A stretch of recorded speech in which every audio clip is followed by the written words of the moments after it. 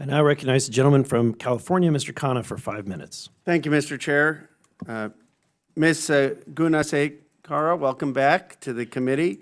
You're the author of the book, You All Are Fired, correct? Y'all fired. You all fired. I won't get the pronunciation perfect.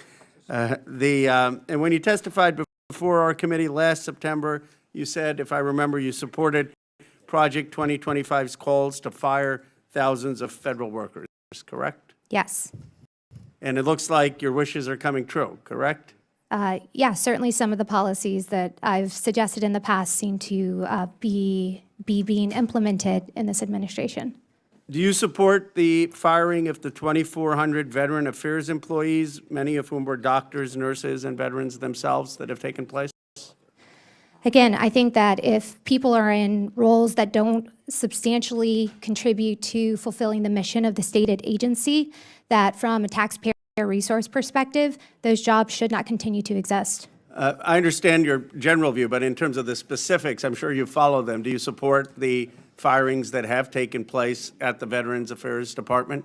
I think the view that many of the firings that have taken place are from what I just described, that it's looking at roles and are they meaningfully contributing to fulfilling the agency's relative mission? And if they aren't, then So then you those support people fall them? away. Or I'm just trying to understand. Yeah, I do. I support the structural changes of this administration. I think it's long overdue. It's actually a breath of fresh Several air. of the veterans who have been fired said that they were doing incredibly meaningful work, helping veterans who are struggling with depression. One of them yesterday talked about how he was in Iraq and Afghanistan. I just want to make sure I understand your position. So there are 2,400 veterans who have been fired.